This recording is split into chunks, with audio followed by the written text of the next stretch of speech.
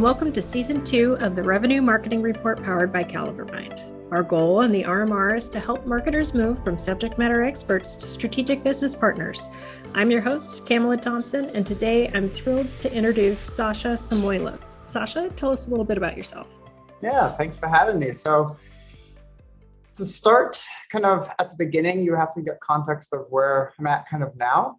Over kind of the journey of 9, almost going on 10 years of ops and kind of analytics experience, I have been very intentional about getting myself very closer and closer to this type of profession, which has been very exciting for me because I really enjoy working with data and working with systems. And I've always found a knack of like tinkering. Mm-hmm. And so I actually started my career in the traditional kind of PR space, thinking about branding for doing energy companies. I was working on the agency side. And I very quickly realized that although I could write copy and it was entertaining for me or was professionally, exciting, what I really enjoyed most was really the data side, working with our systems and integrations. And so really that kind of spearheaded me onto this journey where I was quite surprised that I wouldn't be in traditional like branding or advertising space. And this kind of journey took me into different industries from B2B marketing or like SaaS marketing in the manufacturing space to now primarily doing a lot of that startup grind that a lot of folks I'm sure are used to knowing and kind of loving. So that's a little bit about myself of going through this journey of the traditional 4 Ps of marketing to dealing with the velocity of data and the volume of data, trying to understand how those two things wrangle in unison. Awesome. So that's perfect for our topic today, which is Data Mythbusting 101. And when we were discussing topics, we both bonded over the fact that a lot of times it feels like data kind of goes places and gets a little bit out of control and you have to rein it in. People work with different definitions and it can get a little messy. So we also talked about how we've been talking about data-driven marketing and B2B for at least 10 years, probably longer than that. But it's not really what we see adoption-wise. Like I wouldn't say 100% of marketers are data-driven decision makers by any stretch of the means. Oh yeah, no. What do you think's getting in the way of people really going all in? Yeah. I think it comes down to a few movements, right? It comes traditionally kind of from the top of what is the the audience setting from the executive suite, from your CEO, from your board of directors. These are the folks that are typically the ones that allocate budget and headcount to maintaining a lot of these data projects, right? These data projects, unless you see the value of them, they're not always the sexiest thing that move the business forward. So starting there at a foundational question of why not be more data driven when you can move your business faster starts from a place of, well, do you understand how data can move your business forward? And then 2, I would say another big trend of it is the complexity of data that we're now dealing with, the volume, variety, and the frequency of this data is now gone exponentially. It's grown at an exponential rate. And, week over week, month over month, we see this data continue to grow. And wrangling that and understanding that, even if we're just talking about first-party data, right? We're talking about some of the latest companies going after like product-led growth. What does that mean in practical terms? That means that you have likely a data warehouse stood up. Your first early hires or your engineering hires are probably spending a lot of resources standing up that infrastructure to support a data warehouse, to support product analytics in near real time. And that level of complexity takes a lot of forethought and a lot of initial investment that can generally increase the cost of starting a new business. Right? Before, if you think back, now a decade, before you could, send out some flyers, and maybe perhaps do some email marketing. Those were kind of the earlier days. And now you're in this world where you're not playing by the same ground rules if you don't have a data warehouse, if you don't have your product connected, if you're not ingesting, let's say, web activity from your first party website. So all these kind of movements really create a friction point between marketers and operations folks in general really trying to use and wrangle their data, and just the sheer question of where do I start? Right? I think that's where a lot of folks get caught up in, where I've had the privilege of joining some earlier stage companies where there's evergreen space everywhere, and I had the opportunity to build things, talking to my peers and building things correctly from the get-go. But that's not always the case. Most of us start into tech stacks that are already built for us with some tech that naturally built into the process. Mm-hmm. And so a lot of that is really hard to either unwind or fix, because you're always trying to go after the next thing. You're always trying to move forward. But there seems to be this skeleton in the closet, if you will, of data that's piling up that could be used, but isn't being tracked properly or isn't being wrapped in the right story for folks to really pay attention about it or to care about it. Yeah. And a few other things I see, I think not everybody has the same aptitude for pattern matching and spotting trends. So, and that's fine. Like, we need people of all different mindsets and backgrounds to really run a robust program. But oftentimes what gets in the way of hiring for those resources is the inability to build a business case. And you need those resources to build the business case. So it's like a snake eating its own tail. Exactly. It's this chicken or egg situation where I feel like a lot of operators are tied at the hip, right? Where you have one arm behind your back where you don't have the team resources to even get up like for air to say, hey, I'm just trying to keep the business afloat, right? More or less create a business case that's pithy and impactful, that targets the right audience, right? You're usually talking to a VP, or you're talking to your CMO or your CRO. These are the end, usually, consumers of this deck. And a lot of the operations folks, a lot of these folks that are preparing this data really wanted to get into the nitty-gritty details. Like, I know for me personally, it took a long time for me to distill ideas down into just one or two things. Ditto. It's hard. It's hard because I, through a lot of my professional, like my early professional career, a lot of, at least through the American education system, have been taught that I always have to show my work. I always have to justify my thought process, my experiences, the data that I'm seeing. And I felt like that translated, when I got into the real world, I felt that translated into 60 long slide decks of like, okay, here is the methodology I used. Here's the data assumptions. Almost nobody cares about that. There's a small select few folks that I work with in the operations space who really, really nerd out about that, but it's a small group. Yeah. I think that's where it starts, is that general understanding that if I am a leader, if I am your boss, or if I'm somebody who has to deal with many millions of things, just like we all do, the last thing I need to think about is like, what model did you use on a particular thing? What data, what should I be thinking about from a data quality perspective, right? There has to be this back and forth between understanding, I like to call it like this, the data CMO, right? Like, I talked about my background from like the PR side.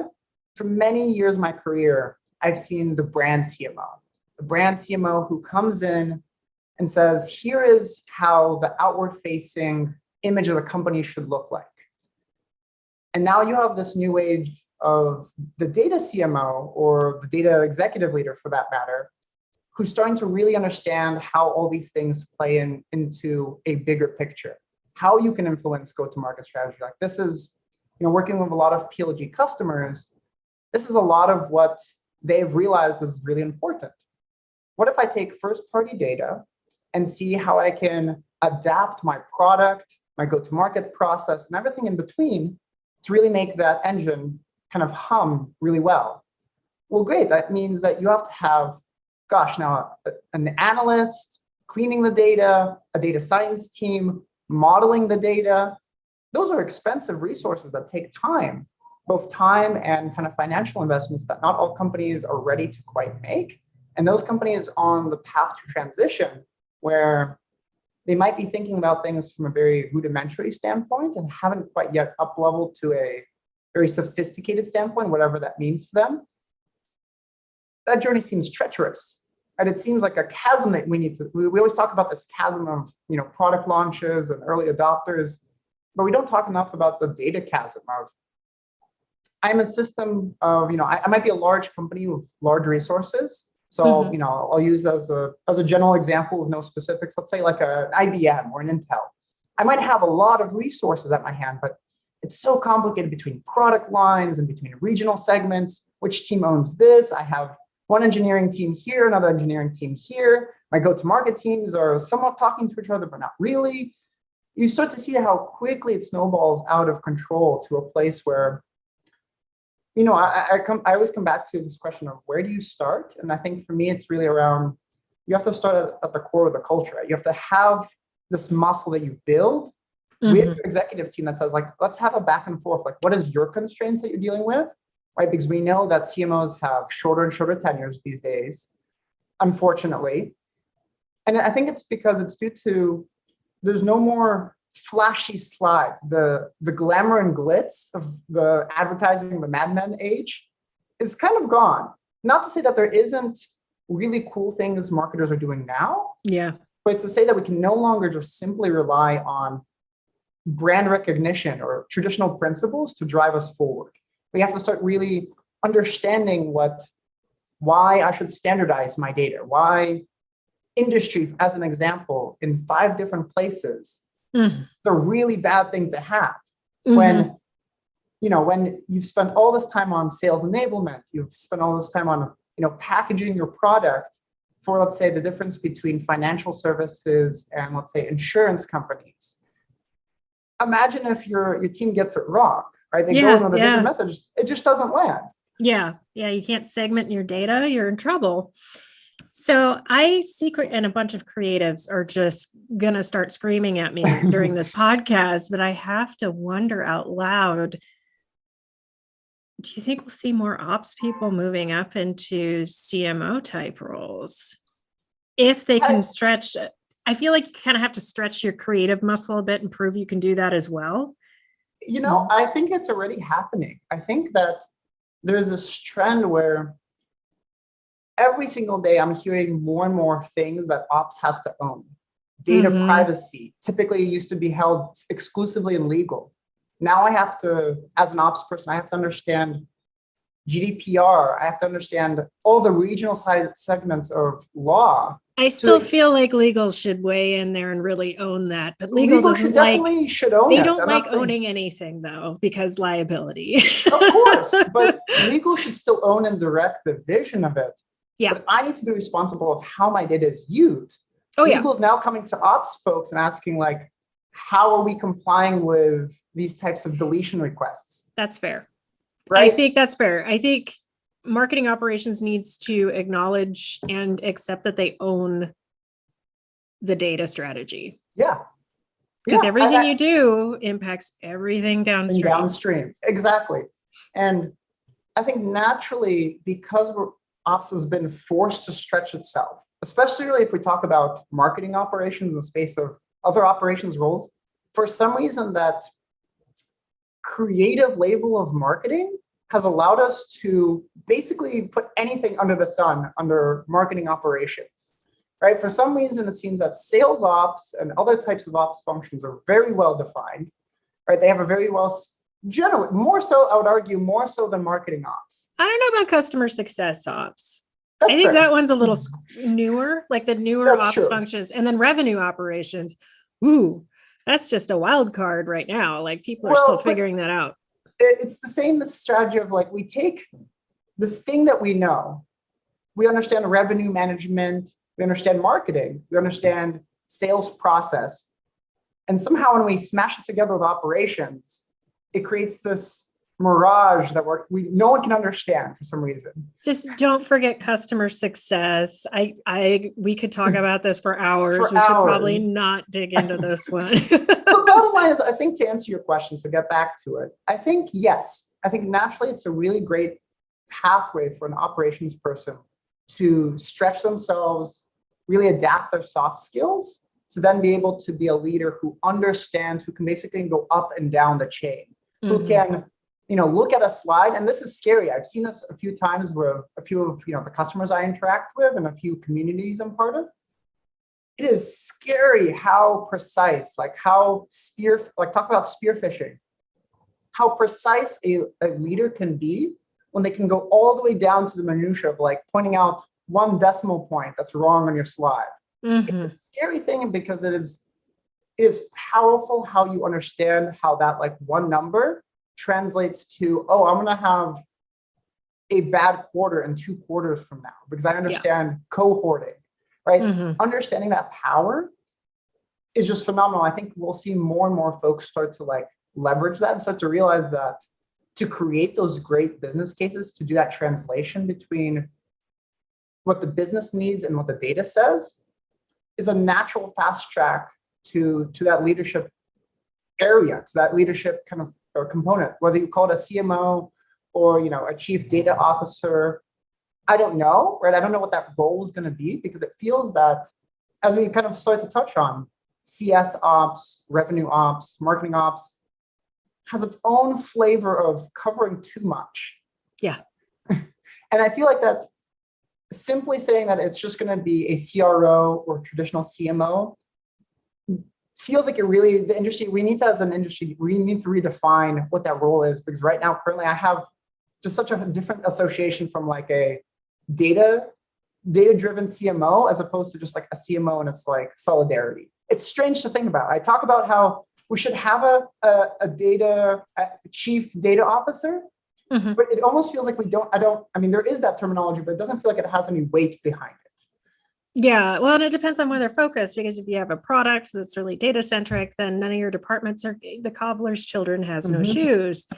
So yeah, it's complicated. We realize that, but I'm just waiting for the day that people realize when your data and systems aren't in shape and you're not passing your leads along effectively. It doesn't matter how pretty and witty and, fill in the blank your creative is. It's just like screaming into the void. So get your systems in shape, dang it.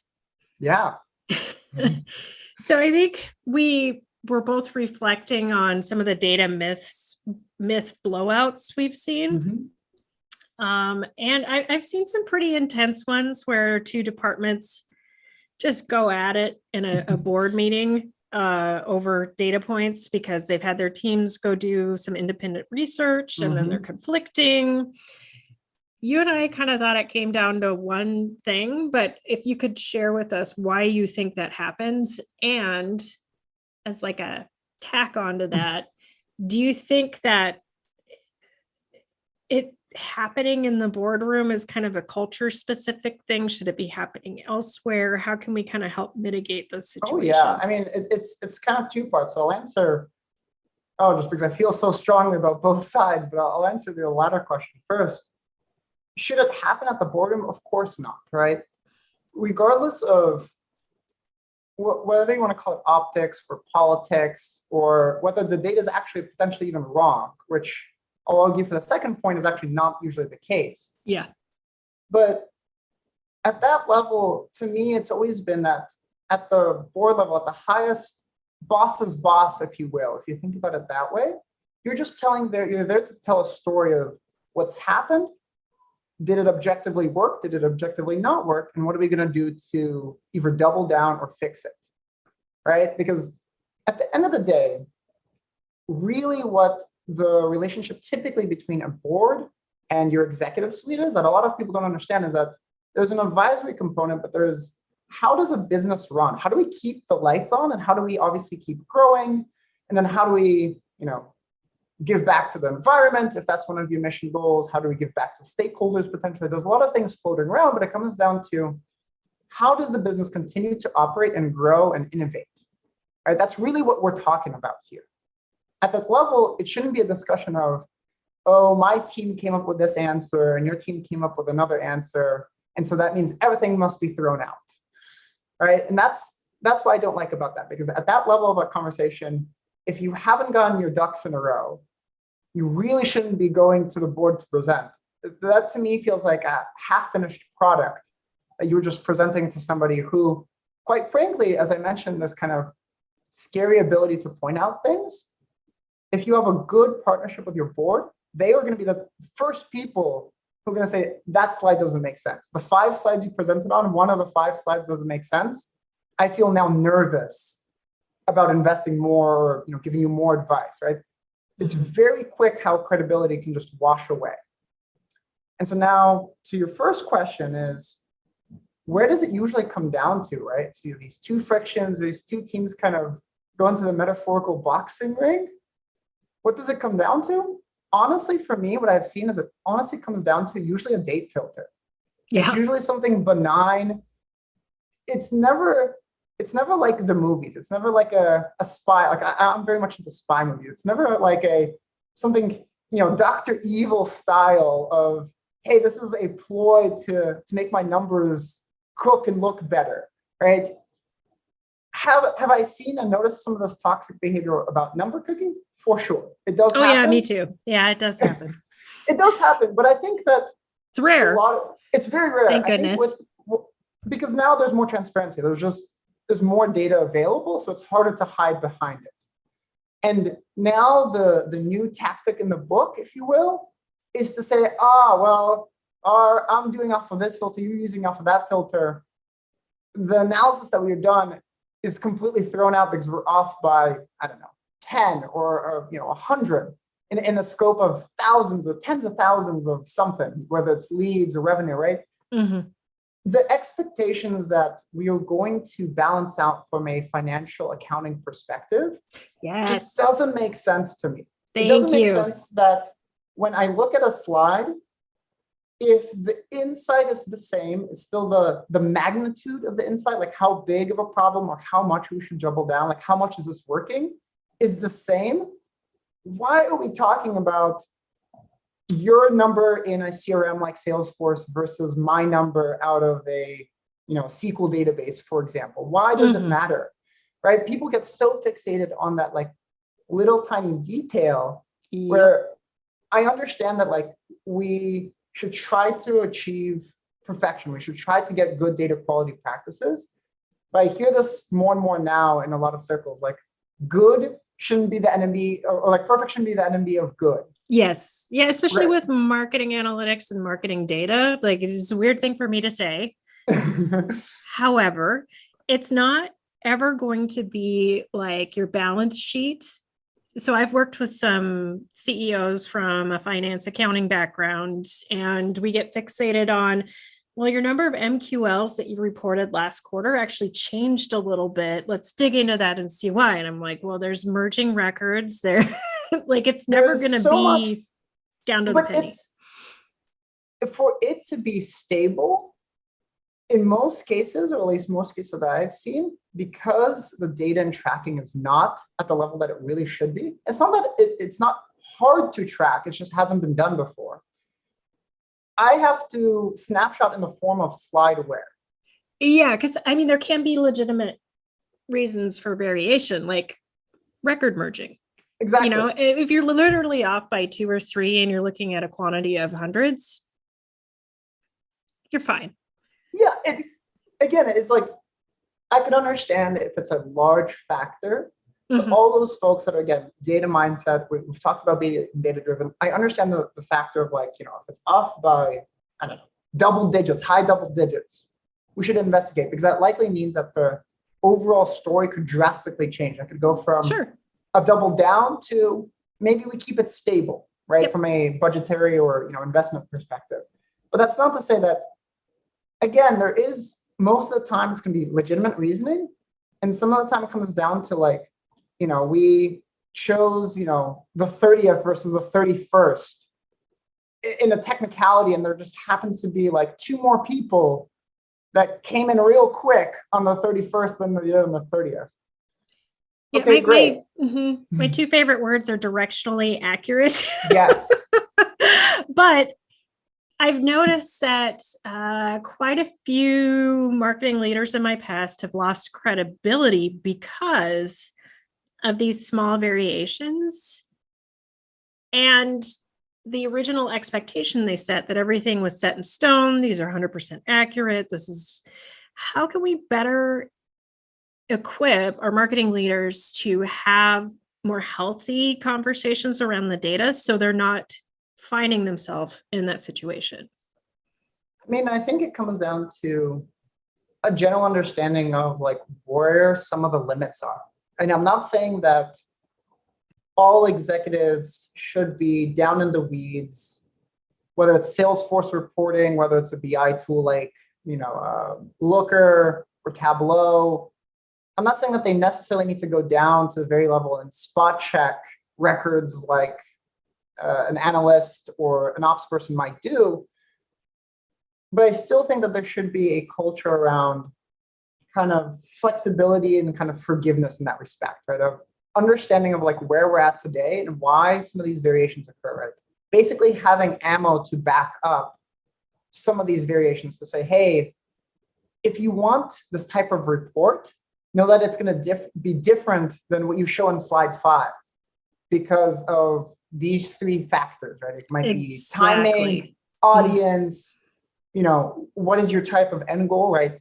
The end goal of, right, we always come back to, is marketing working? That's this nebulous question we ask ourselves very much at the top, right? At the top of the strategy pyramid, we ask ourselves, is a department, is a function working?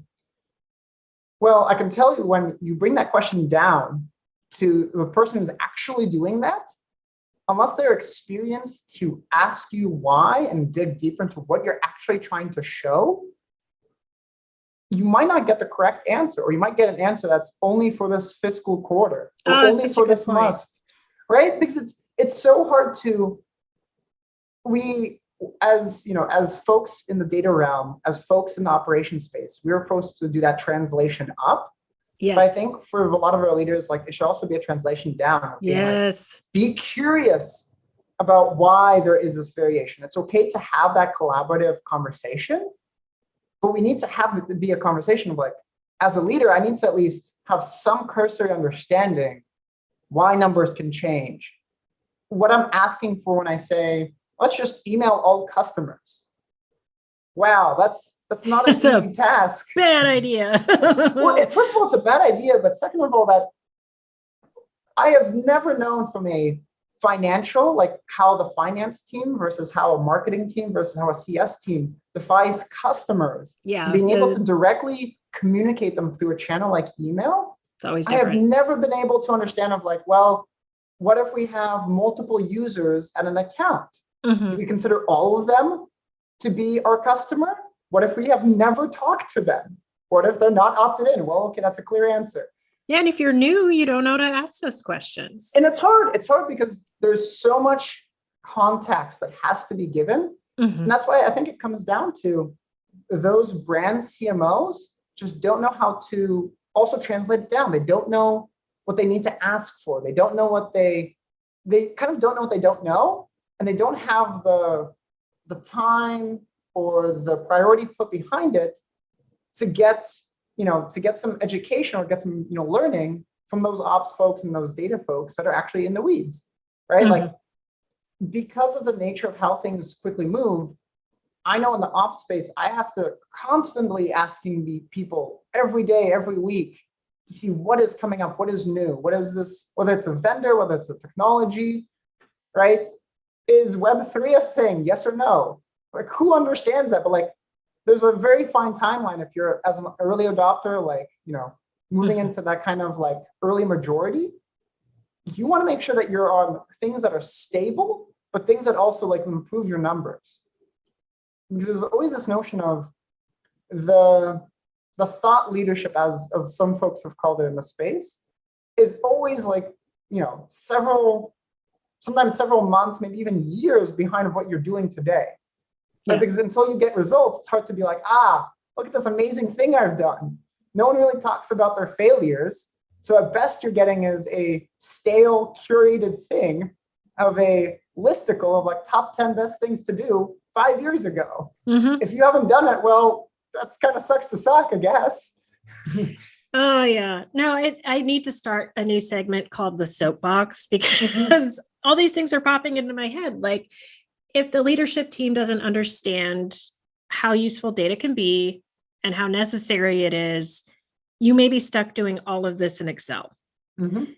And you won't have the time when you're preparing your quarterly deck to anticipate all of the questions that your leader is going to be asked. You're just spending all of your time crunching numbers. So, leaders listening out there, if you want to be better equipped to have the tough conversations, or maybe even the good conversations, equip your team with the tools that are necessary to do their jobs quickly so they have the lead time to go through and prepare you for the potential bombs to step on or other things. Because I remember a lot of times, when I had a financial background CEO, he'd say, I could do everything in Excel. That's what you're getting. Go have fun. And every quarter, it would take me 5 days to pull everything together. And then I knew it was going to be another 2 weeks of answering questions once the presentations happened at the executive level, because they were going to spot things. So I'd be preparing as that was happening, but I didn't ever have time to really give people a heads up like I should have. So before you get upset with your ops person about them not giving you a big heads up, look at the resources you've given them and whether or not they're equipped to do that for you. End of rant. Sorry about that. No, I think I talk about this a lot in a lot of forms, honestly, of like a little bit of kind of marketing or data rehab. I think a lot of what I've seen is just practices that have been widely distributed, right? Whether it was this motion of growth hacking or getting one of something to get 10 output of something, right? It's really hard to understand the externality of that, right? Even if you can do that, right? Like I'll talk in like my old advertising days. Even if you can get a cost per click or cost per lead, if you think about it from that mindset, very low, aggressively low based on your budget. I always ask the question of like, what does it actually do for your business? Have they accelerated to your sales team faster? Are they showing more buying intent? Are they closing at larger rates for you? What does it actually mean? Or is it just people who honestly are a cost center twice for you? Once to acquire them through a generally semi-expensive channel, depending on where you go, like Facebook, Google, or LinkedIn. And then it sits in, let's say, a marketing automation platform or a CRM that generally costs per lead. And yes, it's fractional when we're talking about 10 or 20. But if you're doing this at scale, creating junk into your system, you're paying for it twice. It doesn't matter how low the CPL is. Like, why not? What are you optimizing for, really? Exactly. And that's why it's so hard to wrap your heads around that, or a lot of teams wrapping their heads around that, because some of those teams I've seen teams that are fully built out on the advertising front where they've never proved out, does advertising work, right? I'm a big movie buff. I come back to Jurassic Park. Just because we could doesn't mean that we should. We never asked, we stopped asking ourselves should. Malcolm. Yes. I think it is so relevant today. That does pop into my head quite regularly. So before we close out, you mentioned something really insightful. You mentioned that loud voices can be a source of contention or misinformation. What do you think causes those loud voices? Yeah, I mean, I think about loud voices a lot from the sales perspective, right? That's where you see a lot of pain naturally go with, specifically in B2B, the buying process and how we naturally sell, right? There's those folks that are traditionally hand raisers that want to be sold to in some capacity, arguably, or at least more so than other folks. And then there's some folks that are generally trying to just check out content or educate themselves at varying stages of awareness or buying intent, whatever you want to call it. And so I have a lot of empathy for those types of folks, because in that type of situation, if you don't have a loud voice, the business will be very quick to cut you, right? From a department, whether it be an SDR, BDR type of org, or even up to an entire like regional segment, right? It might be like our West Coast or APAC team, right? I'm using kind of the sales and go-to-market terminology, but there's empathy and sympathy across all teams that have this notion of when something is broken, who's responsible for fixing it, right? It's the sense of ownership. And I think back to my manufacturing days of the Toyota production line, where you had somebody on the floor, they were encouraged to basically pull the stop sign on this giant assembly line when something was wrong so that they could immediately fix it, right? And so I always say that there's always a nugget of truth there with a loud voice. And what we have to use the lens of having empathy and having a listening ear of understanding where that's coming from, but also put it into the context of, is this a global problem or is it an isolated problem to someone who's upset, right? And those are the two levers. I think it originates from a place of, you want to do good. You're told that unless you have a loud voice, the blame, unfortunately, is going to be put onto yourself. Specifically back to the sales example, if you're not hitting your quota, guess what? It's going to be very quick that the business is going to cut part or all of the sales department and try to rehire and retrain a new department without changing anything else in the process. And so when you have that loud voice, we need to understand of A, where it's coming from. 2, how applicable is it across the business? Is this something that, from let's say a go-to-market process standpoint, is a really friction for either the buying or the kind of the selling aspects of the business? So it could be that, why is it that it takes 5 meetings or 5 email exchanges back and forth for your team to get 1 meeting with somebody looking to do a demo of your product? Right? And we always have to ask ourselves, how applicable, how much of it is the truth? And I think in every loud voice, there's always some truth in it. We have to discern of what is the impact to our business? And then 3, I would say, is the last kind of piece of it is that it's a DNA of culture of, it's my job kind of, or your job, or my smarts versus your smarts, right? Like my perspective versus your perspective. And I don't think it has to be this us versus them type of mentality. I think it should be us together against a problem.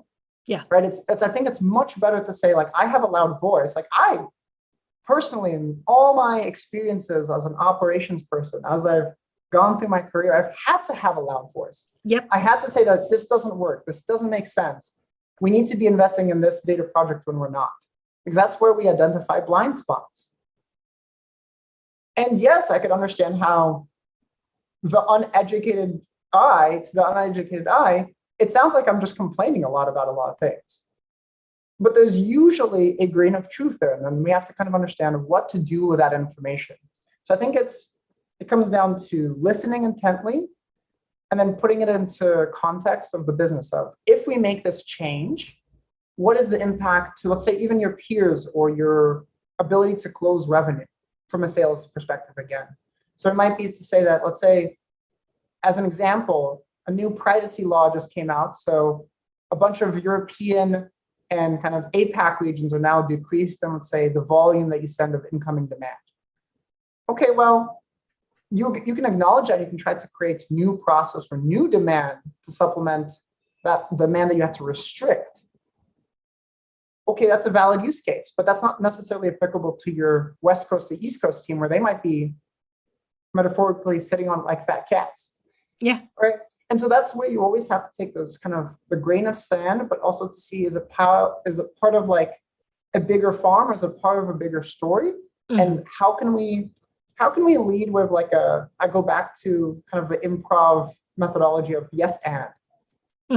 Right? Because in the ops space, we say no so often. We say, no, we can't do that, or no, I don't have the resources to do that. And I'm not saying we should always say yes to everything, right? It gets to this notion of burnout. But what I am saying is that for those situations where there is that loud voice, we do need to see a way to solve the problem. The problem solving might be training. It might be user error. It might be the fact that somebody sees one outlier and they're going to make a very big kerfuffle about this, as opposed to I'm seeing, the same types of observable patterns day in and day out, and nobody's fixing this.